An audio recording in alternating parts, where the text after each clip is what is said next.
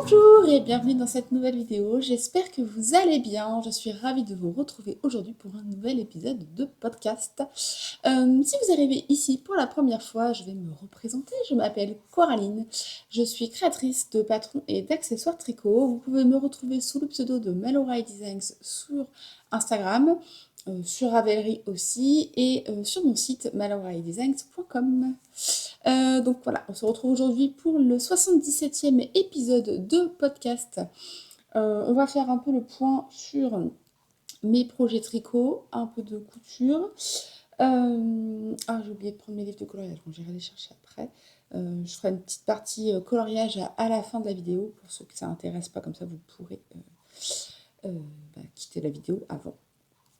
Avant de commencer, vous pouvez retrouver sous la vidéo tout ce dont je vous parle dans l'article de blog qui est associé, donc vous avez le lien sous la vidéo. Il y a les liens pour me retrouver un petit peu partout. Et puis, n'hésitez pas à vous inscrire à la newsletter si jamais vous voulez ne pas rater toutes les infos de la marque, être tenu au courant. Et vous avez, si vous inscrivez pour la première fois, vous avez 10% sur votre première commande de patron. Et vous avez des réductions spéciales en fait. Quand il y a des sorties de patron, vous avez un pourcentage de réduction qui est plus important. Voilà. Donc si jamais ça vous tente, n'hésitez pas à vous abonner. Vous avez tous les liens en dessous de la vidéo. Je vais regarder mes petites notes. On va commencer par ce que je porte aujourd'hui. J'ai mis mon pull d'Odia. Donc là, c'est la deuxième version. d'Odia, c'est un modèle qui était sorti pour le Neatness. Je crois que c'était le deuxième. Je sais plus. Donc c'est un modèle que j'avais tricoté à la base avec une laine de Sandnes Garn. Je ne sais plus le nom. Oh, vous aurez les infos dans la fiche produit, de toute façon ça vous tente. Et je l'avais retricoté en alpaca de Drops avec du mohair parce que la première version bouloche énormément. Je l'ai très peu mis ce pull et il bouloche énormément. J'ai beau le raser, ça bouloche toujours autant. À peine je le mets, en fait, il bouloche. Donc voilà, ça fait pas très très propre. Alors pour rester à la maison, c'est pas gênant, mais bon, quand on sort et qu'on a le pull qui est rempli de bouloche alors que je viens juste de le raser, ça m'agace un peu. Voilà, donc je l'ai retricoté avec l'alpaca. Et je me demande s'il n'y avait pas, c'était pas des restes. Oh, je sais plus. Enfin, vous avez toutes les infos sur mes fiches Ravelry de toute façon. Donc voilà, je l'aime beaucoup. C'est un pull basique avec une coupe avec des manches drop shoulders. Il se tricote du haut vers le bas. On a une petite alternance de jacquard très très simple. Une maille une maille d'une couleur, une maille de l'autre. Donc ça va, normalement, c'est la base du jacquard, une maille, une maille. Donc il n'y a pas trop de tension à gérer normalement et il n'y a pas Enfin, le motif se retient bien, du coup, c'est une maille, une maille. Et ensuite, après, on a une petite. Je vous montre sur la manche parce que j'ai la flemme de me lever. On a une petite bande en point texturée. Voilà. Donc ça fait des alternances comme ça. Moi, j'ai choisi deux couleurs contrastantes. On peut tout à fait faire une seule couleur. On peut tout à fait faire une rayure de chaque couleur. Enfin, de couleurs différentes. Voilà. Il y a plein de façons de personnaliser son pull. Et ça permet d'utiliser des restes parce que du coup, il ne faut pas beaucoup de couleurs contrastantes. Donc, vous pouvez utiliser des restes. Donc voilà, c'est un pull que j'aime beaucoup. Et surtout là, comme aujourd'hui, il fait très très froid. C'est très agréable à porter. Donc voilà pour ce que je porte, le pull de Dia. Si jamais ça vous tente, le patron il est sur Ravelry ou il est sur mon site. Niveau tricot. Au mois de novembre, j'ai publié le pull d'Ipladenia qui vous a beaucoup plu. Alors je vous en remercie. Ça me fait plaisir parce que je l'aime beaucoup, beaucoup aussi celui-ci. Donc Dipladenia, c'est un pull qui a une alternance de torsade et de dentelle. Je vous mettrai le petit i si vous voulez voir la vidéo de présentation. Il se tricote du haut vers le bas. J'ai eu un bug. Du haut vers le bas avec ces petits points. Donc les torsades, ce sont des torsades assez basiques. Le point de dentelle, c'est un motif de losange qui se répète, qui est assez court. En fait, la grille, elle fait... la grille, elle fait ça. Voilà. Je me suis mis dans la salle parce que dans mon atelier, c'était hyper gris. Donc là, normalement, on devrait avoir une meilleure luminosité.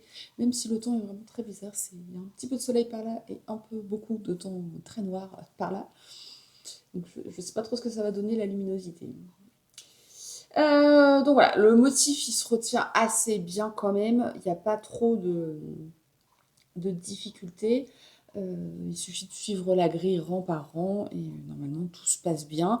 On voit facilement si on a décalé, parce que comme c'est un losange, les jetés et les mailles, les mailles ensemble sont censés s'aligner, donc on voit facilement si on s'est trompé.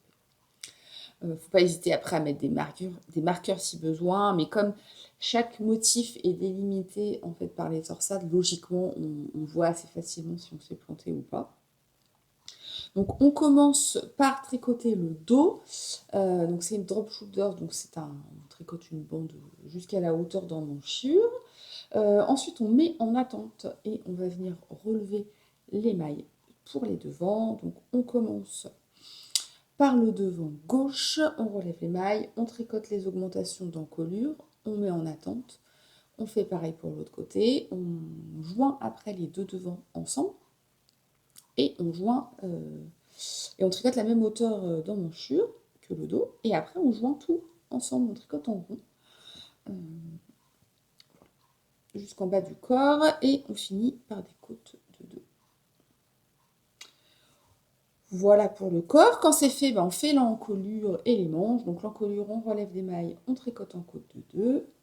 Et pour les manches, elles se tricotent en jersey. Donc vous allez relever les mailles autour de l'emmanchure. Vous allez faire des diminutions pour ajuster la manche. Et on termine par des côtes de 2. Elle se termine en jersey, elle se tricote en jersey, pardon, parce que le motif a besoin... Enfin, il y a besoin d'une petite concentration quand même, et je voulais pas un pull full, j'en ai fait d'autres dernièrement, où il y a eu beaucoup de dentelle aussi, et je voulais pas un pull full dentelle, ou full motif, parce que là il n'y a pas que de la dentelle, il y a des torsades aussi. Du coup je me suis dit que les manches en jersey c'était le bon compromis. Ça permet quand même de se reposer, même si le motif n'est pas hyper compliqué, mais il y a besoin d'être concentré un minimum quand même. Donc le fait d'avoir des manches en jersey, ça repose un peu. Donc voilà pour le pull d'Ipladenia. Au niveau du fil, j'ai utilisé de la Lima de Drops. Alors vous verrez que là, les pulls, enfin les pulls que j'ai tricotés, oh là, j'ai le soleil d'un coup dans la tronche. Les pulls que j'ai tricotés dernièrement, j'ai quand même essayé d'utiliser la... On va attendre que le soleil passe, hein, je pense. Vous verrez une illumination. Moi, je vois plus rien du coup. J'ai quand même utilisé pas mal de laine Drops. J'essaye de faire quand même des modèles qui vont à tous les budgets et aussi montrer que c'est pas parce qu'on utilise de la laine industrielle qu'on peut pas avoir un beau rendu. Forcément que tout le monde aimerait soutenir les teinturières indépendantes et craquer son budget du mois là-dedans. On peut pas forcément hein, tous les mois.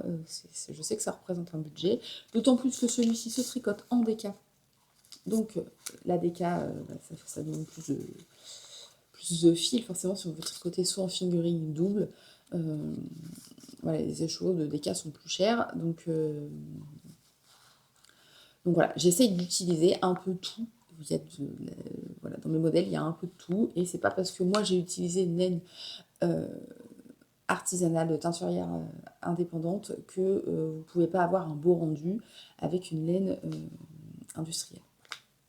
Bref, tout ça pour dire que j'ai utilisé la Lima de Drops dans le coloris 90-21. Alors, je ne sais pas si vous allez voir quelque chose, parce que du coup, il fait super clair d'un coup, là. Donc voilà. Le coloris, j'aime beaucoup. Ça fait un vieux rose que j'aime beaucoup. Et je l'ai déjà quand même pas mal porté depuis que je l'ai sorti. Et c'est bien, même quand il fait froid. Surtout quand il fait froid. Voilà, donc si jamais le modèle vous plaît, il est sur Ravelry, il est sur mon site. N'hésitez pas d'ailleurs à aller voir sur Ravelry, parce qu'il y a des versions des testeuses qui ont utilisé des couleurs différentes. Donc ça vous permet aussi de voir le rendu dans différents coloris. Voilà. Et j'ai caché mes notes, du coup je sais plus ce que je dois dire. Au niveau des tricots finis, j'ai fini un modèle que j'ai pas mis à l'envers parce que vous l'avez vu que à l'envers, je voulais pas vous trop dévoiler le motif. J'ai fini le pull Cyanea, qui est un motif, un pull, faut que je vous montre comme ça. Un pull de nouveau dentelle torsade, qui se tricote lui du bas vers le haut parce que le motif a besoin d'être tricoté dans ce sens-là. Je sais pas si vous voyez quelque chose. Voilà. C'est un bleu, non pas comme ça, comme ça. C'est un bleu, c'est un bleu vert, je ne sais jamais, canard, bleu canard, vert canard. Je crois que je vais finir par fermer un peu le volet parce que là, attendez. Bon, je remets mon petit plaid. On va être un peu plus dans le noir, mais au moins j'aurai pas le soleil dans la tronche. Ce sera plus agréable. Donc ouais, je sais pas, je sais jamais si c'est bleu canard ou vert canard. Bref. Voilà. Donc alternance de dentelle et de torsade, tricoté du bas vers le haut, un petit col V pour changer des collerons, rabat à 3 aiguilles du coup pour les épaules et manche mi-motif, mi-jersey. Donc on a du jersey sur le dessous de la manche et sur le dessus on a un rappel du motif du corps. Voilà. Et des côtes de deux. Donc lui, il est fini, il est bloqué. Il faut que je... Enfin, là, j'ai tout juste commencé la gradation. Donc, il sortira... Enfin, de toute façon, il sortira pas tout de suite. Donc, je ne me précipite pas pour le test. Mais, je l'aime beaucoup. Mais voilà, je voulais l'écrire pendant que c'est encore à peu près frais dans ma tête. Il faut que j'écrive celui-ci et il faut que j'écrive... le pull Seratonia, c'est le pull caramel là, que j'avais terminé le mois dernier. Donc là, c'est les deux patrons que je dois écrire. Dernièrement, j'ai écrit le pull Brunner, qui est un modèle que j'ai tricoté 2 fois. Donc là, j'ai tricoté la version pull et la version t-shirt. Donc là, c'est ce que j'ai terminé d'écrire la semaine dernière. Donc, je suis dans l'écriture des patrons en ce moment. Voilà. Donc ça, c'est ce que j'ai terminé. Maintenant, sur mes aiguilles, j'ai 2 projets. Enfin non, j'en ai 3. J'en ai un totalement secret que je ne peux pas vous montrer. Donc on n'en parle pas. On oublie, celui-là, il est de côté. J'ai 2 projets. J'attrape mon sac. Alors, le premier, c'est mon gilet Glacialis qui est alors presque terminé. Il est bloqué, mais pas totalement terminé. J'ai terminé le... Alors, je ne sais plus où est-ce que j'en étais la dernière fois. Je venais de le commencer? Je ne sais plus du tout. Je crois que je venais de le commencer. Bon, bref, là, il est terminé au niveau du tricot principal. Donc, j'ai terminé le corps. Je l'ai fait un peu plus long que ce que je fais habituellement. Voilà, je suis allée quasiment au bout de ma laine. Parce que ça me fait penser, je vous ai dit ce que c'était la laine. C'est de la lima aussi. J'ai pas pris la pelote, mais c'est aussi de la lima. Je ne sais plus le nom du coloris, mais je vous en avais déjà parlé le mois dernier. Désolée. On revient à nos moutons. Du coup, au niveau de la laine, je cherche une étiquette. Enfin, une pelote avec une étiquette. Je suis presque allée au bout de mon fil. Il me reste ça, plus une pelote. J'utilise de la Daisy de Drops. Le coloris, c'est 04. Et la Kid Silk de Drops. Le coloris, c'est 44. Est-ce qu'on voit? Donc, le mélange des deux, ça donne ça. Je tricote en côte perlée. Hop là. Ça fait un petit effet chiné, je ne sais pas si on va voir, parce que le mohair est un peu plus clair que la Daisy. C'est un gilet vraiment cocooning. Je voulais quelque chose d'assez moelleux. C'est pour ça que j'ai utilisé la Daisy, qui est déjà un fil déca plus un mohair, pour avoir un rendu plus cosy. Et j'ai choisi les côtes brisées parce que justement, là, on a ce rendu moelleux, qui ressemble aux côtes anglaises, mais c'est pas tout à fait la même façon de tricoter. Donc lui, il se tricote du haut vers le bas. J'avais commencé par tricoter le début du corps. J'avais mis en attente après avoir fait quelques centimètres de corps parce que je voulais faire les manches pour être sûre d'avoir enfin, savoir quelle quantité de laine il allait me rester pour faire le corps du gilet. Donc j'ai fait des manches droites avec des diminutions au niveau du poignet. Je ne l'ai pas encore essayé depuis que je l'ai sorti du blocage. Euh, hop là, voilà. Donc voilà, l'idée c'était d'avoir un gilet bien moelleux. C'est pas mal. Avec une encolure qui descend pas trop. Ah, j'ai pas pris, j'ai acheté des boutons, j'ai oublié de vous les prendre. Une encolure V mais qui descend pas trop profond. Et au niveau de la longueur, est-ce que je vais avoir assez de recul? Je ne sais pas. Voilà. Et qui tombe un peu plus bas. Là, il m'arrive à peu près au milieu des fesses, donc c'est plutôt pas mal. Mais voilà, l'idée c'était vraiment d'avoir un gilet moelleux qui tient bien chaud à mettre par-dessus un pull. Vous voyez, souvent quand je suis sur mon bureau, sur l'ordinateur, j'ai froid à force de ne pas bouger. Donc souvent, je remets une couche par-dessus mon pull. Voilà. D'habitude, je mets ma veste Josma, mais là, elle est restée dans ma valise depuis le salon Crazy Knit and Crochet jusqu'au mois de janvier-février, puisque du coup, j'ai 2 salons coup sur coup. Donc, j'ai plus ma grosse veste pour mettre par-dessus. Donc là, j'ai terminé le corps et j'ai bloqué mon gilet parce que je veux lui ajouter des poches. Mais je voulais, comme c'était côte brisée, ça s'étire pas mal. Je voulais le bloquer pour avoir la bonne taille et savoir exactement où mettre mes poches au risque de faire les poches trop hautes ou trop basses. C'est quand même ballot de faire les poches trop basses et de ne pas pouvoir mettre les mains dedans ou de faire les poches trop hautes et de mettre les mains, d'avoir les bras repliés pour mettre les mains dans les poches. Bon, c'est pas vraiment pour mettre les mains dans les poches, mais c'est pour pouvoir mettre un mouchoir ou quelque chose comme ça si je sors, mettre mon téléphone ou mes clés. Et on aurait cru que j'avais perdu une maille, c'est bizarre. Mais non. Donc j'ai bloqué et je vais voir, je ne sais pas encore comment je fais mes poches. Il y a plein de façons de faire des poches, mais là, c'est dans mon cas, soit je tricote mon rectangle et je viens de le coudre, soit je relève directement les mailles du bas de la poche, je tricote ma poche et je couds les côtés. Voilà.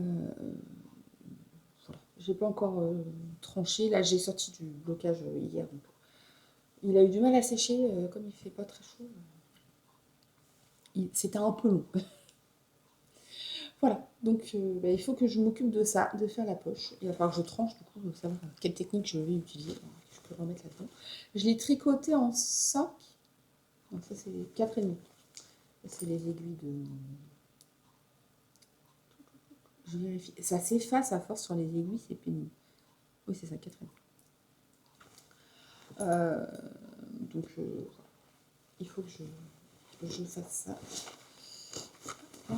Bon, il me reste beaucoup plus de mohair que de Daisy, mais ça c'était normal puisque c'était une quantité que j'avais déjà avant. Donc je savais que j'aurais trop de mohair par rapport à ce que j'avais de Daisy, mais c'est pas grave, le mohair, ce n'est jamais perdu. Voilà, donc ça c'est le premier projet qui était presque terminé mais qui ne l'est pas, hein, vous l'aurez compris. Deuxième projet, c'est un châle. Il y avait très longtemps que je n'avais pas tricoté de châle. En fait, le dernier projet que j'ai tricoté, c'était l'étole Topaz, qui était sorti au mois de mai, je crois. Je n'avais pas retricoté depuis de châle. En fait, je dois en tricoter un par an. C'est pas que j'aime pas tricoter des châles, c'est qu'en fait, à force, j'en ai beaucoup et je porte très souvent les mêmes. Donc, voilà. Et puis, j'avoue, c'est pas ce que je préfère. C'est pas ce que je préfère créer. J'aime beaucoup les tricoter, mais c'est pas ce que je préfère créer. C'est comme ça. Mais je prends toujours beaucoup de plaisir quand j'en fais. En fait, c'est parce que j'ai vraiment une idée en tête et que voilà, ça me plaît beaucoup. Donc là, c'est une déclinaison. Si vous connaissez bien mes modèles, vous allez peut-être reconnaître le principe de ce que j'ai fait. C'est une version triangulaire du châle Skimia avec tous mes fils qui pendouillent. Donc le châle Skimia, c'est un châle demi-lune, très large, pas hyper profond, mais très très large, qui permet de bien entourer autour du cou.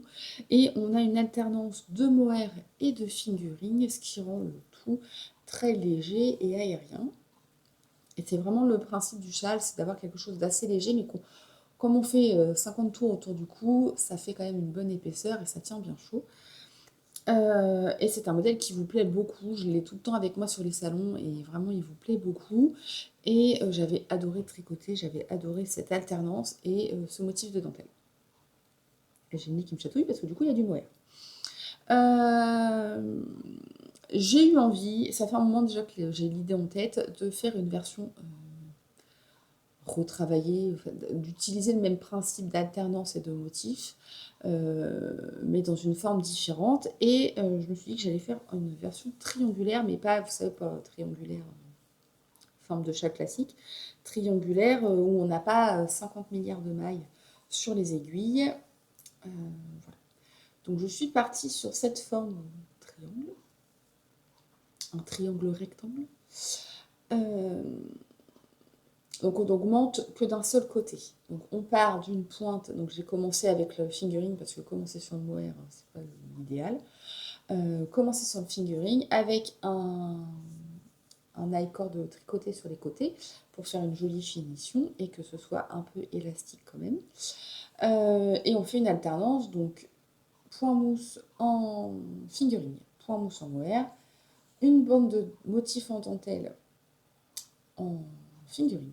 De nouveau, point mousse mohair, point mousse fingering, point mousse mohair, dentelle, point mousse, 3 bandes, dentelle. Voilà, donc là j'ai fait 3 bandes de dentelle, je crois que j'en ai pris 4 ou 5, je ne sais plus ce que j'ai fait comme grille, en tout. Et puis je verrai après la taille du châle. Le truc c'est qu'il faut quand même que ce soit assez grand pour le mettre autour du cou. Hop, hop, là. Là, vous voyez, si je fais un tour, c'est juste. Donc, je pense qu'il faut que je l'allonge encore un peu. Surtout que j'ai du fil. Au niveau de la laine, donc j'avais 3 écheveaux de l'écheveau solidaire en fingering. Donc, c'est la base Solstice. C'est le coloris blush. Je ne porte pas de vibrer, j'espère que vous n'entendez pas. Et j'ai 2 écheveaux de mohair de l'écheveau solidaire. Là, c'est la base atmosphère. Et c'est de nouveau le coloris blush. Donc, voilà. Ce coloris est absolument magnifique. La version 2001, je l'avais tricotée dans un blanc beige avec des speckles. Et là, c'est plus uni, mais j'aime beaucoup. C'est tout aussi délicat ce coloris. Voilà. Donc ça avance tranquillement. Ce qui est bien, c'est qu'il y a beaucoup de points mouches, donc c'est très reposant. Les bandes de dentelle, elles apportent un peu de challenge, mais elles ne sont pas hyper complexes. Mais ça demande un peu de concentration quand même. Puis plus ça va, plus il y a de mal, donc plus il y a de répétitions. Il ne faut pas hésiter à mettre des marqueurs entre chaque répétition du motif. J'ai fait des grilles pour chaque partie, donc normalement ça se retient. Enfin voilà, il n'y a pas besoin de trop réfléchir, on a juste à suivre ce qui est écrit. Voilà, donc ça avance tranquillement. Je pense qu'il sortira au printemps celui-ci. Je me dis que c'est un bon modèle, alors pas à porter au printemps, mais à tricoter au printemps, c'est bien parce qu'il y a. Il n'y a pas tant de mailles que ça. L'idée, ce serait d'utiliser un écheveau seulement de chaque. Qu'est-ce que j'ai fait de mon écheveau de figurine? Où est-ce qu'il est passé? Ah, il est tout. L'idée, ce serait peut-être d'utiliser qu'un écheveau de chaque. Je ne sais pas. De toute façon, j'ai plus de métrage dans le mohair que dans le figurine. Il y a un moment donné où j'utiliserai peut-être un deuxième écheveau de figurine. Je ne sais pas. Donc voilà. Ça avance tranquillement. Où est-ce que... J'ai mis un petit chat là parce que... Je vous montre à l'endroit. Parce que... comme c'est beaucoup de points mousse, je repère pas forcément bien le devant de l'envers. Et il faudrait que je regarde à chaque fois sur le motif de dentelle, mais ça m'agace. Donc j'ai mis un petit chat que je me trimballe de plus en plus haut pour repérer facilement. Voilà. Parce qu'en fait, on augmente un rang. C'est une répétition de 4 rangs et on augmente que d'un rang. Donc il faut faire attention de ne pas se louper. Pas tromper de côté, quoi.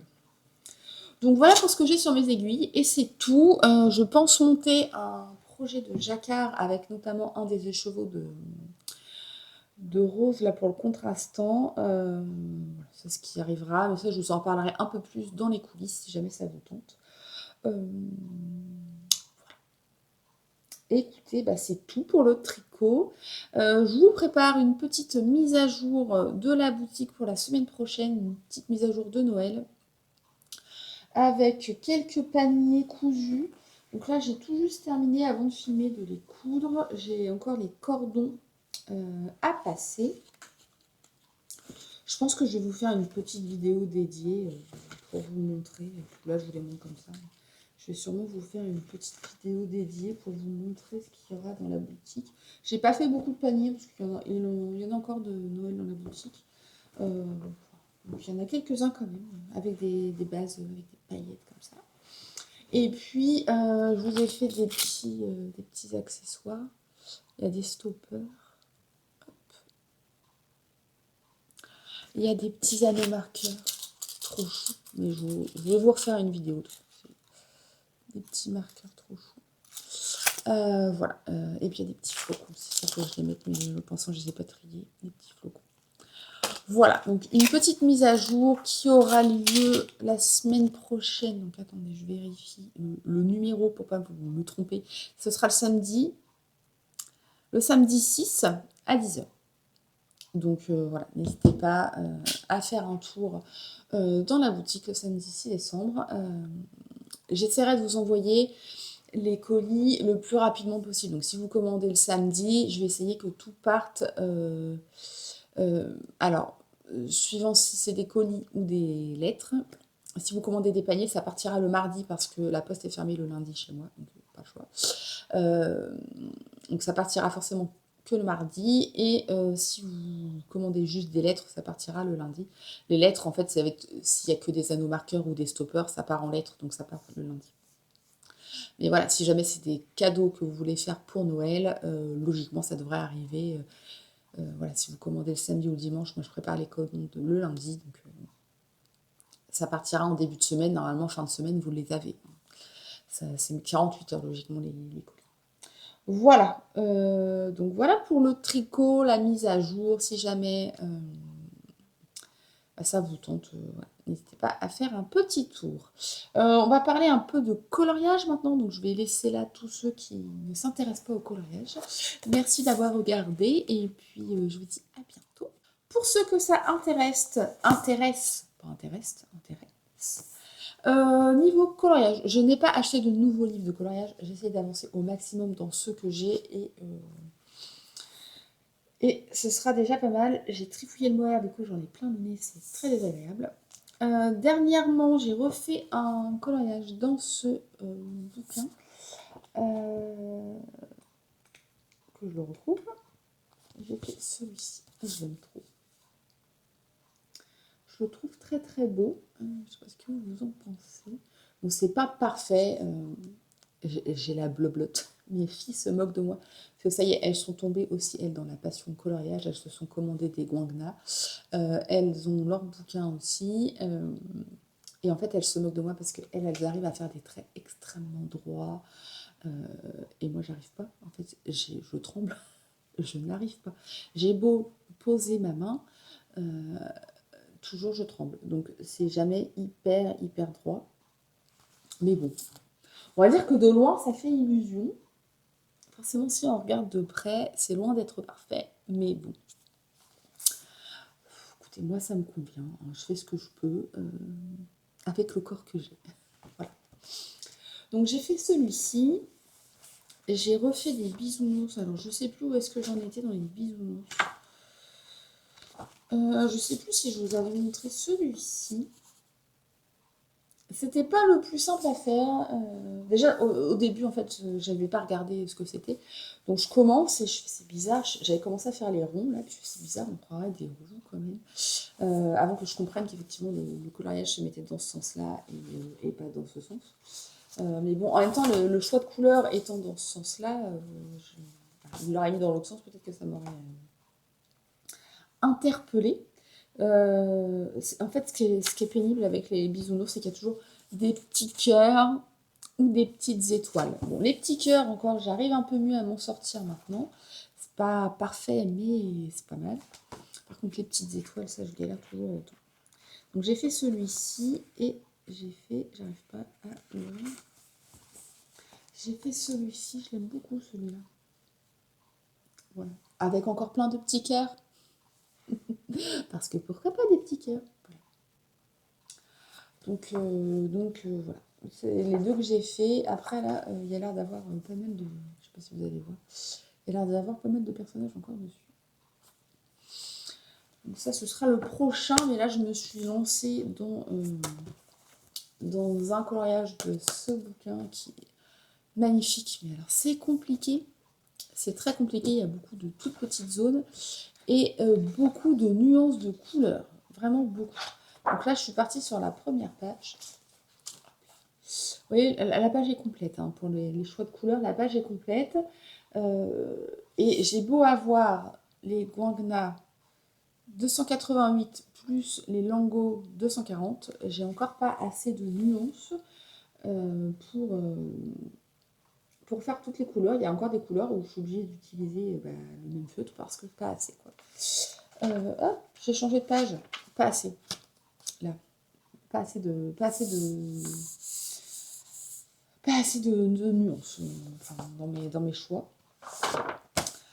Voilà. C'est pareil. Celui-là, j'ai beau... donc là, je suis en train de faire ça. C'est hyper compliqué. Franchement, j'y ai passé presque 3 heures, là, et j'ai pas fait des masses de choses. Il y a beaucoup de petites zones au niveau de l'eau, là. Enfin, des glaciers. C'est l'Islande. Donc, il y a des aurores boréales, il y a des glaciers avec de l'eau. C'est hyper compliqué. Franchement, il faut y aller tout doucement, sur la pointe du feutre. Mais bon, en y allant petit à petit, ça commence à ressembler à quelque chose quand même, mais il faut vraiment être très minutieux. Alors là, c'est pas des... Je les ferai à la fin, là j'ai juste fait des contours comme ça, mais je referai mieux. Là, ce sont des ronds. Ce ne sont pas des étoiles ni des cœurs, ce sont des petits ronds. Donc je les referai en blanc à la fin. Mais c'est pas des plus simples et il faut vraiment beaucoup de couleurs, quoi.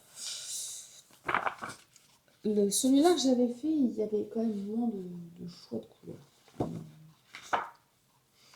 Mais c'est très très minutieux. Vous voyez, genre celui-ci, le prochain, je sais pas si vous allez voir là, il y a des mini cases, mais vraiment des mini cases. Donc on a intérêt d'être vraiment sur la pointe du feu pour pas dépasser, quoi. Voilà.